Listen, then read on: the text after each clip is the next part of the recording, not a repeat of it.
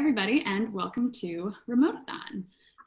This is Guru's ongoing interactive webinar series with leaders in sales enablement, knowledge management, and CX.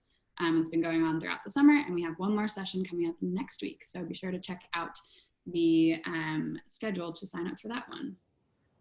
Today, I'm so excited to have Michelle Kanan here. She is the sales and productivity lead at Amazon. And she's gonna be talking to us about the emotional toll of enablement. So very excited to get into it. First, my name is Chandler. I'm on the product marketing team here at Guru. And today's actually my 2-year Guru anniversary. So I've been here for officially 2 years. Yep. And focus on our sales enablement persona and use case. So really excited to chat with you today, Michelle. Thanks so much for having me. My name is Michelle Kanan, and I am Sales and Productivity Lead at Amazon, specifically on AWS, and most recently was the Director of Enablement at Gong. And I have many years of being a lone wolf under my belt as well. So this entire webinar is really for the folks that are lone wolves that are finding challenges in their day-to-day with the types of things in enablement that they're encountering. And so I hope, you're going to get a lot out of this, this webinar, just because these are my tried and true tricks over years and years of kind of hitting my head against the wall and eventually kind of coming out the other end. So I hope you guys all get a lot of value out of it. Love it. I saw Julia raise her hand there. So you've got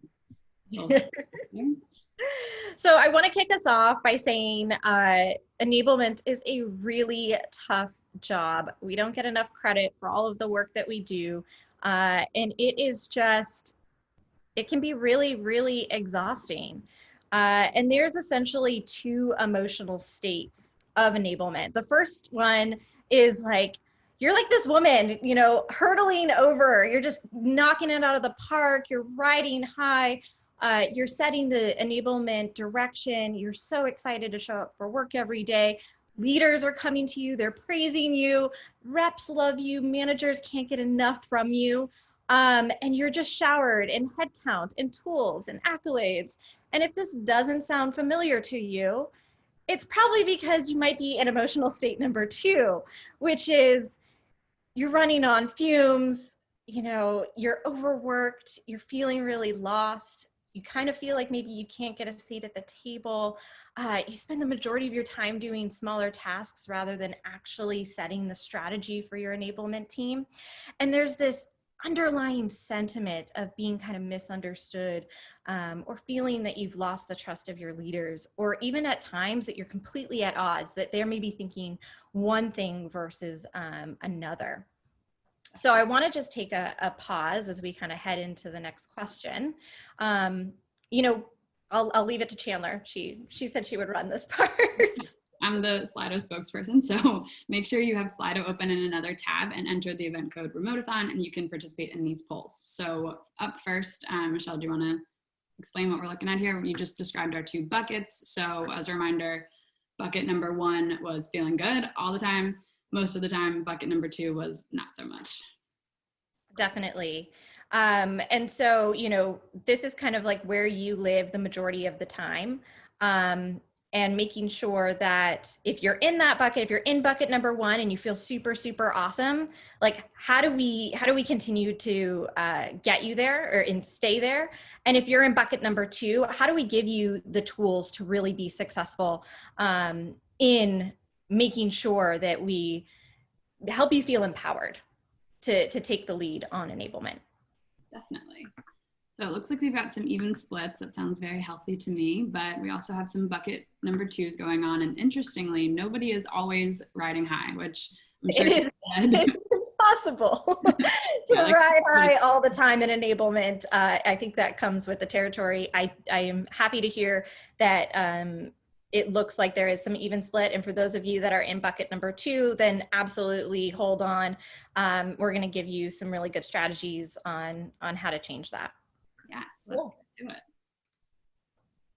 So I want to reiterate, this session is focused on empowerment. This is supposed to support you to become a happier you.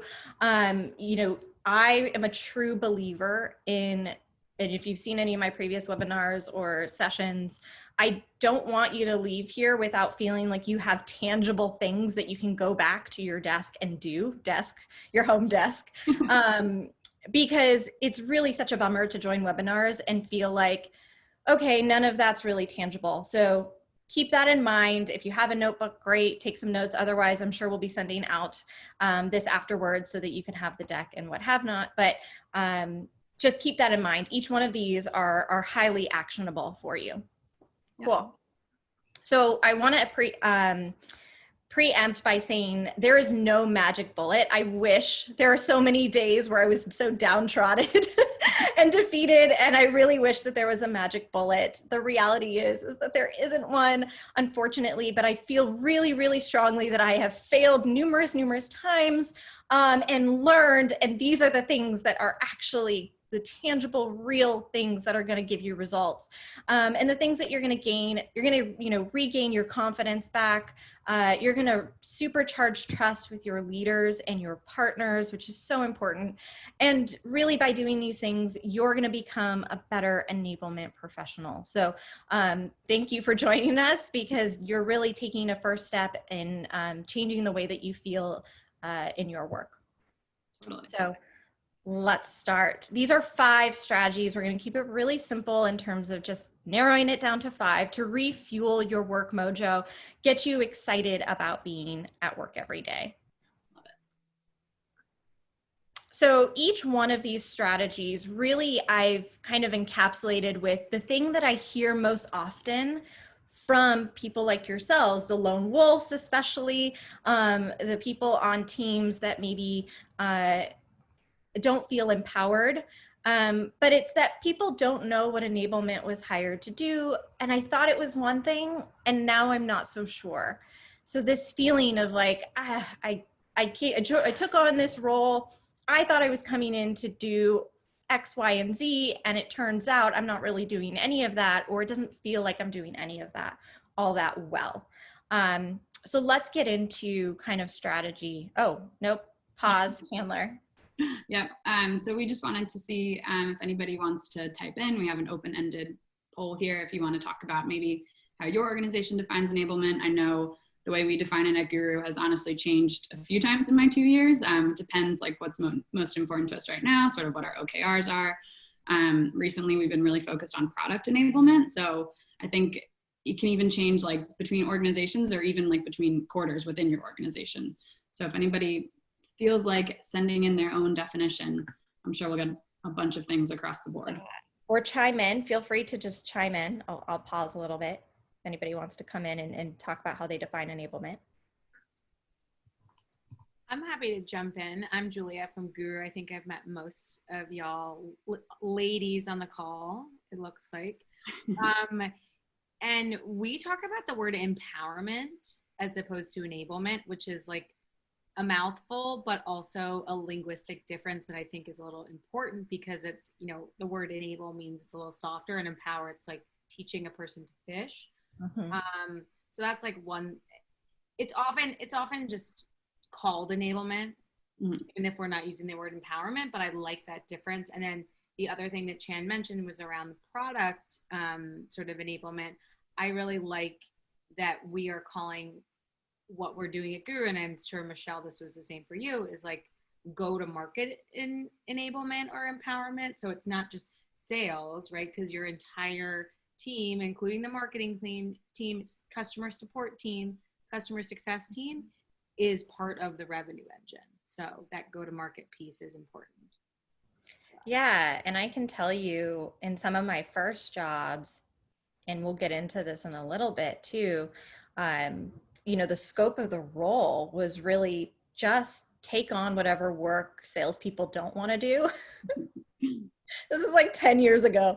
And it was like, oh, our reps don't like to do this thing. So enablement, you do this. You create the decks for them. And then they'll go and present them. Or, you create this one-sheeter for them so that they can go and give it to their client. And I think even in these here, you see some onboarding, helping revenue teams.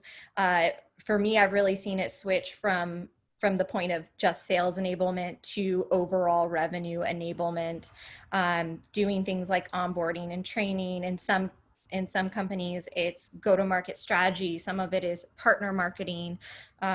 So there really is this full gamut and difference across the board on how people are defining it. And as you can imagine, that lack of definition does cause a lot of ambiguity, especially as we think about jumping into an enablement role and trying to be successful. And so there's these two competing forces that I like to point out when I talk to folks about how to find common ground. And it's this concept of, you know, everyone defines it differently. And that can be really, really tough, because enablement has really changed over the last 5 years. I say 5 years, I've been doing this for over 10. And so it's really, really changed. But I like to think that modern enablement has really happened in the last 5 years. And it's different based on the size of company. So small company versus large company and how engaged somebody is. I also like to point out that it's different based on the needs and goals of the company. And as an enablement professional, you'll have to go into the company and really understand what those needs and goals are in order to put together a comprehensive strategy. And then oftentimes, and this one is so interesting, enablement often reports to somebody who's never worked in an official enablement capacity. So if you are a lone wolf, which many of you are, I would be interested, you know, if any of you, and you could just ask yourself because we don't have a Slido for it, you know, are you reporting into somebody that's actually ever held enablement? And so many enablement professionals are really left on their own to educate themselves, to learn from themselves, to come to webinars like this in order to try and get more information. And then the last one here under everyone defines it differently is that you have so many stakeholders who have an opinion of enablement. Everybody in the company is trying to take a bite out of enablement, or ask for something or blame enablement for something. And it becomes this preach, yep. It becomes this really just kind of frustrating situation because of the different definitions. And then you pair that with the persona of enablement. And I was writing this persona of enablement and really thinking of myself and the conversations I've had with others and the people I've connected with. And, you know, what I've found is that the persona of enablement, you know, we're people that like to organize, we have an eye for these gaps and ideas and how to fill those gaps. We put our heart into our work. Like we just really, you know, bleed kind of the things that we do. And we're so motivated by appreciation, and we're doing so much of this work behind the scenes. It doesn't always get recognized. And there's this funny thing about enablement professionals, I think that really rings true, is that we care less about the type of work that we do. We recognize that there's going to be these maybe less exciting parts of the job, but we're just in it. Like we're in it to win it. We're part of the team. We know that, you know, it's kind of maybe some grunt work, but we're just happy to get it done. So, you know, we're so engaged in making those around you happy. And so there's this natural frustration, confusion, exhaustion, and bitterness that can start to come up because of who we are as people and our personalities, and this just inherent definition that's so different across all these different parameters. And so the tactics we're going to talk about next, you know, they're really trying to meld and be true to who you are, right? And emphasize your strengths while also helping redefine. So let's jump into our first. Yeah, for sure. I think you have such a good point that people in enablement, you know, have those common themes. You're all drawn to this career path for the same reason. And it's difficult when the sort of way you're treated or the position you hold in your company kind of doesn't match up with what you expected. So I'm excited to hear about number one. Number one. So this pillar is called Redefine. And this is designed to be an assignment for you to work on by yourself in your room, because, you know, we're all spending so much time alone. Spend a little bit more time alone. This is a writing exercise to assess what enablement is responsible for today and where you think there are opportunities. and then outline what your ideal responsibilities should be. And this could be, you know, I typically try and bucket it into 4 buckets. So that's onboarding, ongoing training, knowledge management, and go-to-market strategy. Those I've found typically are big enough to really put tons and tons of different tasks and responsibilities into it. But the idea behind this is that, you know, you want to take some time to really think through what is it in your day-to-day responsibilities that are expected of you. And then take a moment to identify all of the teams you work with. And you'll probably be surprised, right? Map out the people that you work with most commonly. And I always tell people that enablement is kind of like the center cog of this wagon wheel, where on any given day, you might be working with sales or a specific sales segment. You might hop over to the post-sale team and work with account managers. You might be working with marketing or even engineering if you're trying to improve or give feedback on a product. You might even be working with finance, who knows, right? So any of the other teams within the company tend to be connected to enablement in some way. So identify all of the teams that you work with, and then list out any goals you're aware of. And this is something that you have to be really honest with yourself. Do you truly understand the goals that your team is up against? And not just your enablement team, but what your sales team or whichever team that you kind of ladder up to is trying to accomplish. And I talk to a lot of enablement folks, a lot. And I'm so surprised, but also not so surprised that most often they are not sure what the goals are. They might know kind of what the overall revenue number is, but not necessarily what the actual goals are if they were to go to their CRO and say, what are we doing over the next quarter? Like, what is most important if we needed to show that our sales team was moving in the right direction? So be honest with yourself about that. Is there any prioritization that needs to take place? And then I always like to end a writing assignment with what are the wins that you've had? Or if you were doing a writing assignment, kind of like a mental health writing assignment, you might end with gratitude. So what are you really thankful for? And in this case, you want to make sure that you have documented all of the things that you have done, because you're probably, especially if you are a lone wolf, you are doing a lot. You probably have task lists, pages of them, and you probably are checking off quite a few things. And you should take a moment just to kind of recognize that. So the first one here, redefine. And I want to pause in case anybody has any questions about kind of this as a writing assignment.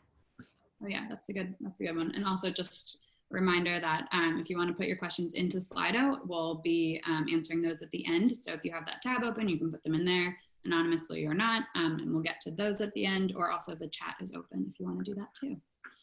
And I really want to reemphasize too, a lot of these strategies, right? Like, this is not an easy assignment. Like, this will take some time. It's going to be really introspective, but I do promise you this is going to be the foundation for where we go next in our next strategy. Love it. Cool. So the next sentiment that we're going to cover is really this feeling of I'm spread so thin, context switching constantly, and there's just not enough of me to go around. And I hear this from really enablement folks that are super overworked. And oftentimes, I think it goes hand in hand with these common misconceptions. So often I hear enablement is a trainer, enablement is bad cop, enablement is your secretary. And maybe even if they're not explicitly said like this, it's almost this unwritten expectation from other leaders in the organization that enablement is just going to show up, do all of the trainings, make everybody do all of the reinforcement, and take notes at the same time, right? And make sure everybody has their coffee. And so I want to just pose a question out to you guys, and I guess I'll let Chandler take it from here. Yeah, so we've got Slido open, hopefully, on the event code Remote-a-thon. And let's see which of these you identify with most. I think you can only choose one. So let's see what bucket we're most often feel like we're portrayed as. You can definitely see being all 3 of these on any different day. Yeah. Absolutely. I'm interested to see if bad cop comes up more often, because I could definitely see that one. I could see. I have a feeling that bad cop comes secondary. It's almost like where bad cop typically plays is when you have a reinforcement program. So you come, you've done the training, and then you go to your manager, the manager of the reps, and say, okay, well, did the team do the thing? And he's like, no, you have to go chase them down. So, it's kind of this unwritten rule that like enablement, if they want to get their programs done or see progress, they're going to have to go knock on those doors. And it really shouldn't be that way. So it doesn't sound like that's your number one, but I wouldn't be surprised if somebody said like, it's still there. It's still part of it. It looks like number one is secretary. So that feeling of like, you're just subservient to the sales team or the teams that you support, which is such a bummer. Not very fair, but that is very interesting. So let's go ahead to tactic number 2. Yeah, so in order to get out of the secretary bucket, you have to go through the process of re-education. And so remember, we talked about in phase number 1, this is defining what the enablement role is, being really honest about whether or not you know those goals. And that really bleeds into kind of this number 2, which is re-educate and meeting with your manager to review and align everything that you came up with. And I have this bullet point here around having conviction. So much, remember, you're coming from a place of maybe even hurt or frustration or, if it were me, maybe like anger. But I really encourage you to come from a place of power and having this conversation and have a lot of conviction of you are the expert. You know enablement better than anybody else, certainly better than probably your boss who's never held an enablement position. And so to come to this conversation, not in an aggressive manner, but one that exudes confidence and conviction that you've thought a lot, you've put a lot of time and energy into what the definition of this role should be, identifying where there's opportunities to expand the role or contract the role, depending on if you're taking on things that are not necessarily important or maybe not the best suited for.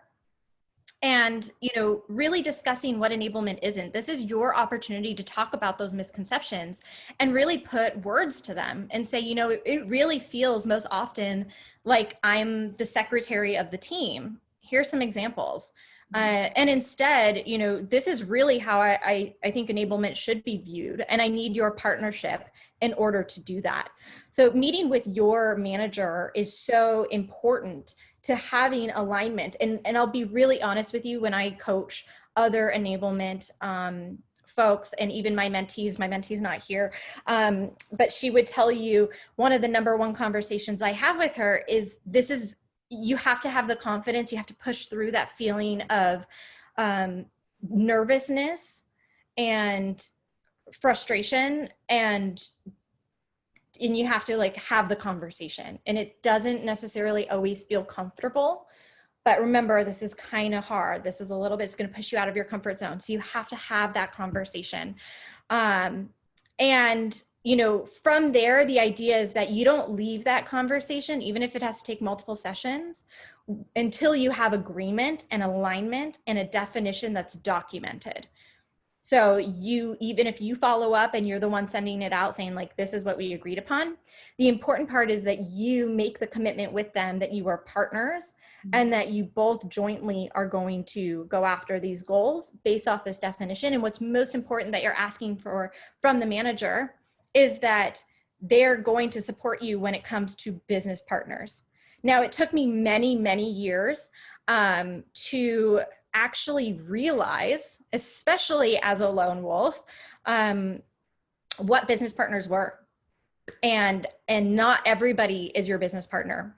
So if you are, because remember, enablement, we like to help everybody. Reps come to us and we're like their mom, and then you're trying to help the VP who's overworked and doesn't have time. So you're trying to do all of those things. But keep in mind, if you are a director or above, or you're the head of the department, your business partners are typically going to be other directors, VPs and the C-suite. Those are going to be the people you're interacting with the most.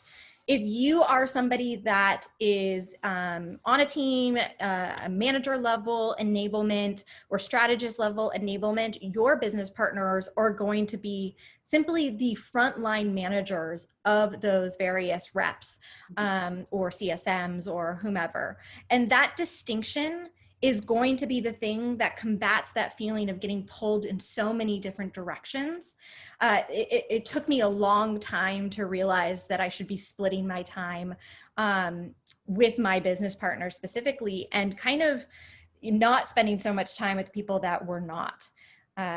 So I highly recommend you define who those people are for you. And remember, if you're a lone wolf, I know that it can be challenging because you feel like everyone's coming towards you, but the conversations you need to have with your business partners, meaning the other directors or the VPs, is that they should be channeling your messaging to the frontline managers, right? Their directives, your directives need to come from them to the frontline managers. And you need to set up strategy sessions with them.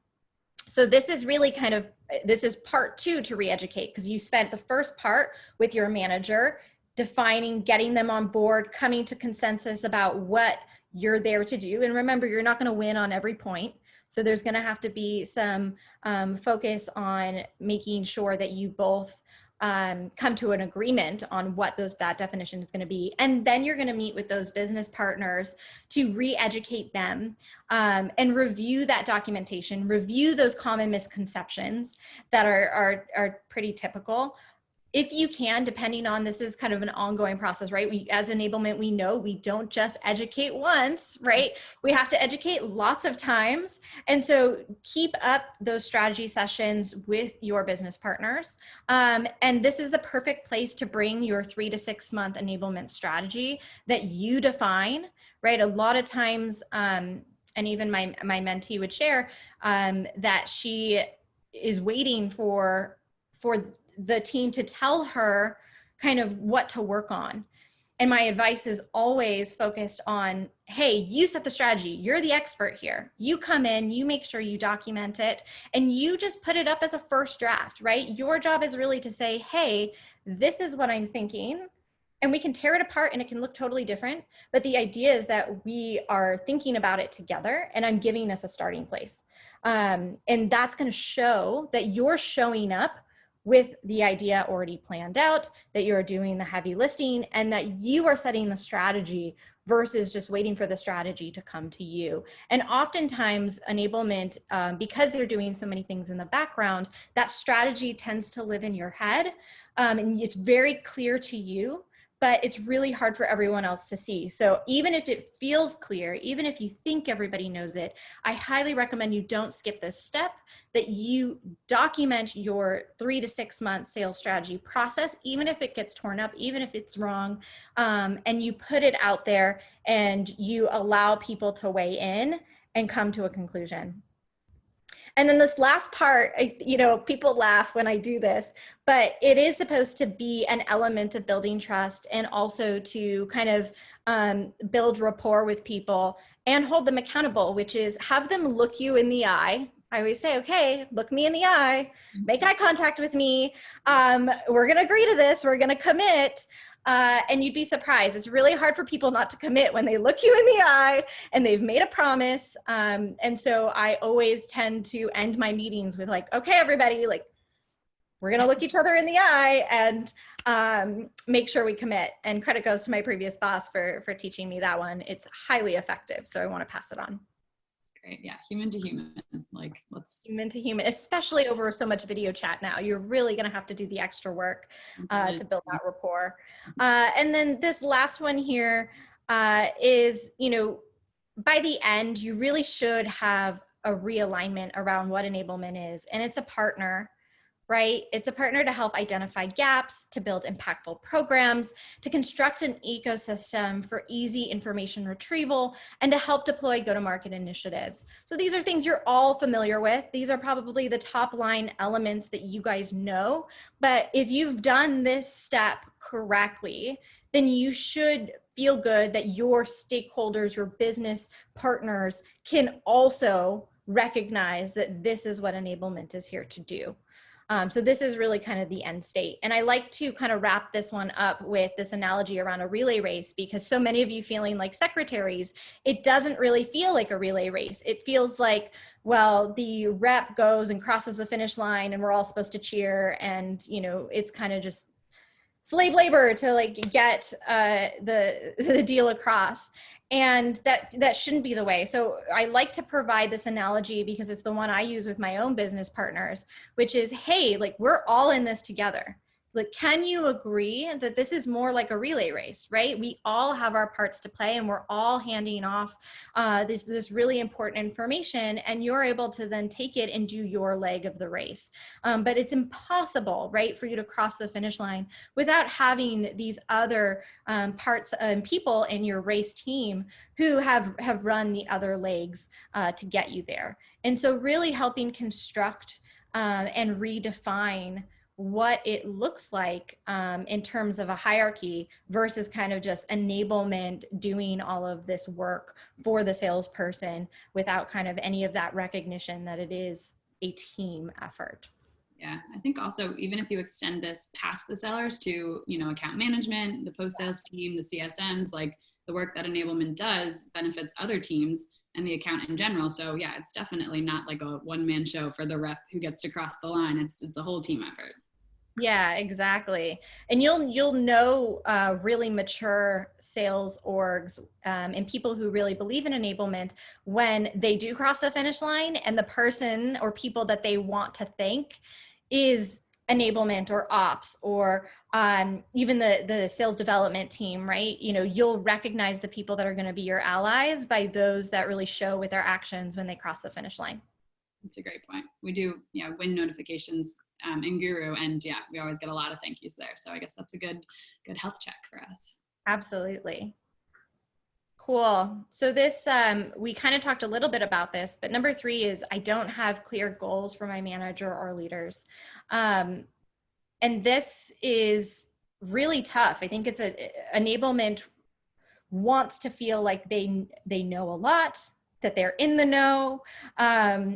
And sometimes are kind of operating on lots and lots of different priorities. And so it's sometimes you kind of feel like you know the goals, but really you're working on a bunch of projects that don't necessarily align. So this is really about getting proactive in understanding those goals. So where do you start? You ask what your sales leader's biggest goals are. And you ask for time in team meetings to share your enablement plan for the quarter or half year. So we just kind of talked about this a little bit in terms of making sure you have those meetings set up, making sure you identify the right people. This is really the action that you continue to come back to, which is constantly making sure that you are aligned.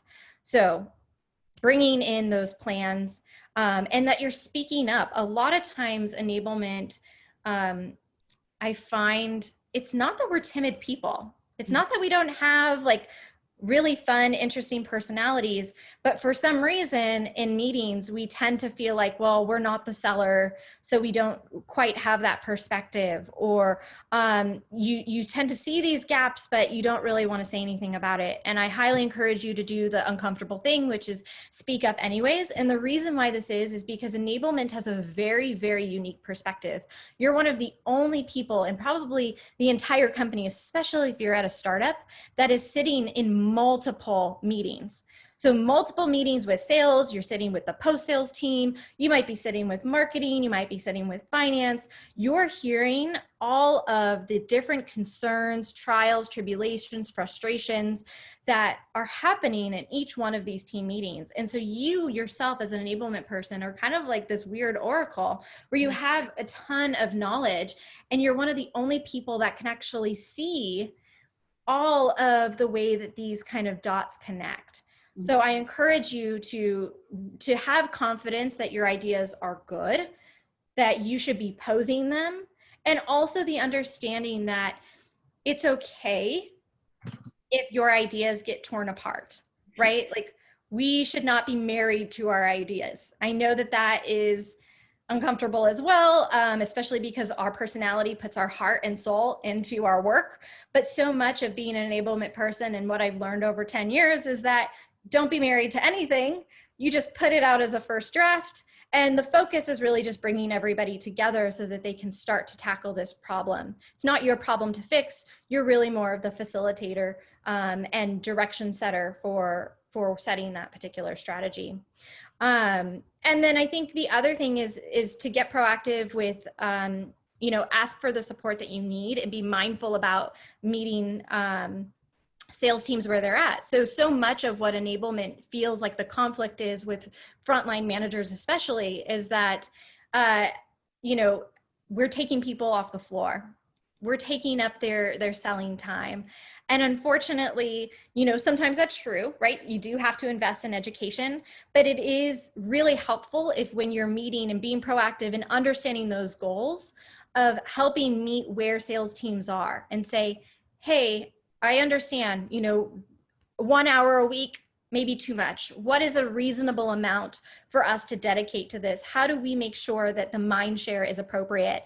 And the number one thing and side tip I usually give when it comes to getting proactive and meeting teams where they are is really try to direct your teams to think of one initiative for a 30-day sprint or a 60-day sprint, so that everybody rallies around one thing, and you can assign whatever mind share is appropriate for that one time frame.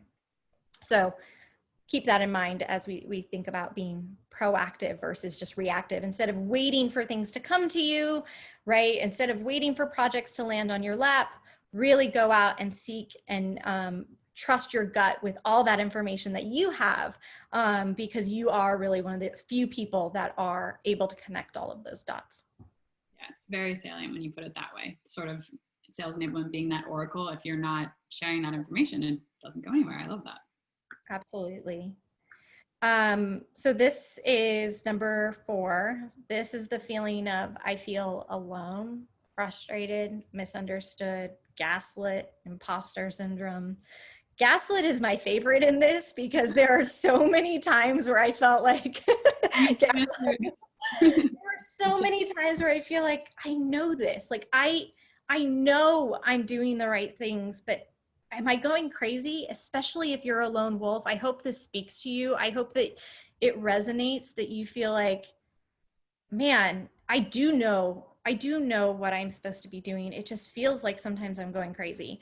And so I hear this sentiment so often. I've lived it. I've recovered from it. I am trying to teach others how to avoid it in the future. And so this gets into really curation. I highly, highly recommend, you guys are already kind of starting by reaching out and coming to this webinar, but find as many enablement professionals as you can and reach out to them. So look them up on LinkedIn, put on your SDR hat, and send cold emails. Really, honestly, I actually have quite a few mentees who have done this. So I mentor people who end up reaching out to me cold because enablement people, think of yourself, like you would be happy to give your time to others to share. It's just who we are. It's part of our makeup. And so if you take that extra little step to reach out to me. You're more than welcome to add me on LinkedIn. I'm more than willing to have time with you. And do one-on-one sessions and connect. But that is really, really important to helping you feel not so alone, to helping you combat that feeling of being gaslit, that feeling of imposter syndrome, and just having camaraderie. It took me a long time to find out that other enablement people existed, because enablement really wasn't even, nobody even called it enablement. We were called sales assistants pretty much. And I didn't even know that this was a profession for many years. And I just kind of felt very downtrodden and alone. And so I encourage everyone to make those connections, to look up enablement groups, to start your own meetup. Some of the most successful events I've been to are actually friends of mine who said, what's out there isn't filling the gap that we need. we're going to do an enablement dinner. We're going to do an enablement happy hour, what have you. And like, I'm going to put it on because I know that there's 7 other people out there that feel the same way I do. And so some of the most successful events have actually been people saying, okay, it doesn't exist. I'm going to pull up my bootstraps and create it. And then the last part is really, really important because we touched on the fact that enablement often reports to somebody who has never done enablement before, meaning a lot of us are very self-taught in our methods. Ask other enablement people to mentor you. It is so heartbreaking to hear, especially that a lot of women don't have mentors, but that enablement folks do not have mentors. And I think the number one barrier to that actually happening is not that there is a shortage of people who want to mentor, is that it is really uncomfortable for mentors to like walk around and say like, do you want to be my mentee? Do you want to be mentored? That's really uncomfortable. What's way more comfortable is if you ask somebody as a mentee, like, hey person, I think I could learn a lot from you. Would you be willing to mentor me? Could we meet more often so I could just pick your brain? I'm feeling really isolated, alone, you know, and I would really appreciate somebody to just bounce ideas off of. And honestly, maybe, possibly there's a slim chance that they'll say, I would love to, I just don't have the time. But most often than not, people will make the time for you. And so that little extra step of just asking for a mentor makes a big difference. Okay, so here we are, number 5. You've done all of these things. You even added me on LinkedIn. We even had a personal session and you came to me, I'm now your mentor. And you say, Michelle, I have done all of those things. I'm banging my head against the wall. Nothing seems to be changing. I just work with people who don't get it. I've tried these and nothing seems to get better. So that is a really tough situation. I have been there at least twice before, where you just can't get your footing, or you work with people that don't believe in enablement, and that's just too bad. Remember, it's an emerging profession. It is something that companies are just kind of now getting on board with, and we're starting to see really powerful enablement teams. So I want to just talk through these 3 key things that you really need to be happy at work. And the first one is you need to be paid what you feel you're worth. And I'm more than willing, if you come to me and you want to know what I make, what you should be making in the industry, I am more than happy to share that with you. I'm more than happy to coach you on what it means to interview or to ask for more money or any of that. But you do have to feel good about the money that you are making. And enablement is not super glorious in the sense that we're not salespeople. We're not going to make the money that salespeople make, but it doesn't mean that you should be shortchanged when it comes to making a good living. You can make a good living on an enablement salary. So that's number 1. Number 2, you really need to like the people you work with. So this extends from the leadership that you report into, your different peers, so maybe other directors or other folks that are managers, as well as the reps themselves, right? You need to feel like every day you go in and you work with people that are smarter than you, but also people that respect you and believe in the work that you're there to do, because you have strengths. You have really, really good in-demand strengths. And so you want to work with people that not just make you laugh and are supportive, but really are just a joy to work with. So that's number 2. Number 3, this is really what this whole webinar is about, right? You need to be fulfilled with the work that you do. So this is liking the actual enablement work. I always kind of laugh sometimes. I have reps who say, oh, I want to do enablement. It seems so much easier than being a rep. And I think, sure it is. But it's not for everyone. This work is not for everyone. It is, if it's a profession you choose, it is truly a labor of love. but you do need to be fulfilled doing it. And as we learned from kind of the enablement persona, a lot of being fulfilled does come from others. It is that appreciation towards the work that you do and a feeling of being a partner when they do cross the finish line. So, you know, these three things are super, super important to you being fulfilled. And if at any time, two of them are a no, that's when you really, you know, bitterness is going to set in. You're going to be really, really unhappy at work. You can usually skate by with just one of them being knocked down, but it is almost impossible for your own sanity and mental health if you only have one.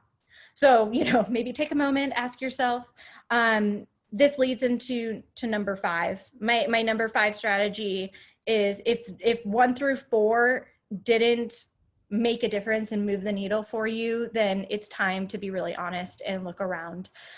There are a ton of enablement roles out there for all levels, for all different types of organizations. At a bare minimum, you can start looking for roles and applying to new places. It might just make you feel better, right? Knowing that you're wanted, knowing that you have skills that are in high demand.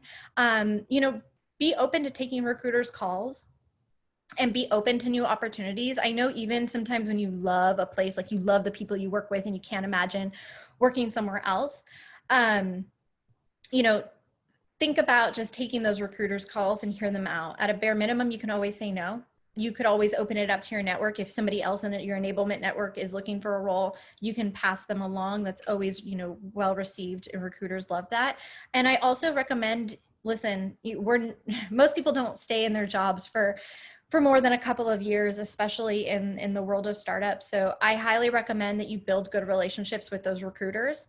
It's always great to have a network of recruiters for when you find yourself not having a job or ready to make that next transition. You'll have a bunch of people you can call on, and, you know, recruiters, who do they network with? Other recruiters. So even if they don't have an opportunity, I'm sure somebody that they know does.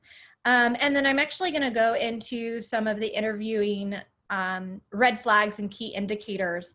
So if you are deciding, hey, this is not for me anymore, I need to go and find my next role, what I don't want to happen, and I've actually made this mistake more than once, which is you take yet another job and don't ask any of the questions that you should have asked to find out if those same pitfalls are going to be there. So this slide is a little heavy because it doesn't let me animate it one by one. But here are some questions that I really think are good questions to ask in the interview. And they're going to give you some really interesting insights into how that company is thinking about that role and how they view enablement. So the first one is around headcount, right? Are they actually investing in enablement? Do they plan to open up any headcount? I'm telling you, and the lone wolves out there, if you've been promised headcount and haven't received it, oh, I've been burned before. I need you to know and be really honest with yourself, you know, okay, is this really the long-term solution? Are they really going to believe in enablement? Enablement should not be a lone wolf role. It shouldn't be. I'll be very honest with you. It's really, really hard to do. And I have even told myself I'll never accept another role where I'm number one without that head count actually being in the plan and dedicated right off the bat. So that's important. Ask them what happened to the person who was in this role. So oftentimes, if you're joining a really small startup, there hasn't been anybody in the role and they're excited to bring on their first person. But other times, if it's a more mature company, meaning like they're getting out of, maybe they're in their Series C, their startup, and I say mature in the startup world, you know, maybe they hired somebody and that person didn't work out. You should really try and dig in to understand what happened there. Did that person have the right skill set? Sometimes I hear, oh, well, we tried to move over a rep and the rep, you know, didn't really have an enablement background, or we had an enablement person and they just couldn't get their programs off the ground. You'll want to dig in, and I highly recommend that you even reach out to the previous enablement person at that company and get their take. A lot of times enablement people will be really honest about kind of what their frustrations were. Ask them about what their philosophy is enablement. You did that entire writing assignment, right, about what enablement should be defined as. This is kind of your gut check time to say, do we have alignment? And do they agree with my values? You can dig into, you know, does this position or does this lead enablement role sit on the revenue leadership team? This is telling you whether or not they believe enablement should have a voice, an opinion, a thought process, be engaged or be a partner with the other sales leaders, right? So is enablement with ops and with sales strategy and with the directors of those other teams to help make critical business decisions on the pre-sale or the post-sale side? And that brings us to the next question, right? Will enablement support both sides, pre-sale and post-sale? I think we're actually starting to really see the trend run towards the entire gamut. And I always push enablement folks to push for that. You really want to have oversight from pre-sale to post-sale. It doesn't help to build in a silo. Both sides are typically trying to build very similar things, just slightly different, and accomplish very similar goals. So if you can, always push for the entire gamut of pre-sale and post-sale. And then what other roles do you anticipate enablement working with? It's really keen to look at what roles they talk about and whether or not those roles are actually part of the interview process. And if you're getting further along in the interview process, I highly recommend that you actually ask to speak to some of those other people. So common positions might be like product marketing, for example. You know, if product marketing isn't interviewing you, but you know product marketing is a huge partner to enablement, you should ask to interview with that person. And then lastly, who is responsible for reinforcement? Now, we didn't have anyone click, you know, bad cop being their number one, but I highly believe it's probably one of your two or three. And understanding who is responsible for reinforcement will actually tell you very clearly the lines and boundaries that leadership has actually set for enablement to be successful. Enablement should be putting together the reinforcement strategy, but it's not on us to reinforce, right? It's up to managers to actually hold their teams and their people to completing those programs and continuing to reinforce in the various models. So those are my questions and red flags and key indicators to ask if you do feel like it's ready to kind of move on from the place that you're in. This is a great, we'll send this recording out afterwards, but this is a good slide to screenshot, I think. I love all of these. Yeah, definitely. All right, so I think that'll do it for us. Yeah, I apologize. We're kind of almost at time. But again, I highly encourage you to kind of join these different communities. Obviously, Guru is big in the enablement space, as well as, you know, find me on LinkedIn. More than happy to share with you my thoughts or really anything that's kind of on your mind in terms of the emotional toll that enablement professionals tend to take. Yeah, definitely. And that Guru community too, if you're on Slack, you can join us in there. We've got a channel dedicated to sales enablement, so you can connect with lots of people there. You know, we've got events geared towards this persona. So lots of stuff out there. In our final 2 minutes, 3 minutes, 4 minutes before people leave, we have at least one question in the Q&A. And then if anybody wants to chat them in or turn on your video and ask a question, we can keep going. But first up, Michelle, so we have a question. When it comes to prioritization, how often are you checking in with the C-level? That's a good one. As often as you possibly can. At a bare minimum, once a quarter. They typically are pretty good at planning out. If you're part of a real company, they typically are pretty good at planning at least a quarter in advance. But I would be checking in at least once a quarter, if not on a monthly cadence, just to double check. Just things change all the time, especially in a startup. Yeah, that's a great one. If anybody else has other questions in our final few minutes, go ahead and drop them into Slido, into the chat. This was a really helpful session. I'm excited about these 5 points. We'll definitely send out the deck afterwards so you can re-reference these. I'm going to check in with Julia and see if she did the writing assignment. Well, it takes some time, so I'll give her a week. I do that every day in my diary anyway, so it yes, have a little more foundation to it. Exactly. Awesome. I love that you end that writing assignment too with talking about sort of like the wins you've had and the things you've enjoyed doing, because if you're talking about sort of redefining what enablement is, maybe those things that you had the most fun doing or got the most success from should be a part of it. So it's awesome to kind of identify those things that you really loved or had a lot of success with and make sure that that's part of what you're supposed to be doing. Yeah, so much of enablement is because we're so keen on identifying those gaps. We spend a lot of time doing projects or even small things that maybe aren't going to move the needle, but we want it to be perfect. We want it to feel cohesive. We want to do that extra thing. And so a lot of times I have to ask myself, like, is this actually getting me to where I need to go? Or is this actually laddering up to those overall goals?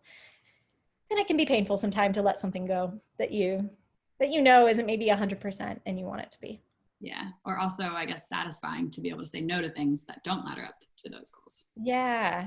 And I think being comfortable saying no, it does make a big difference once you've built the rapport and that trust with people. And you will start to see that trust be rebuilt by going through these steps where then you can push back, where you can hold people accountable and you can say, hey, remember, you looked me in the eye.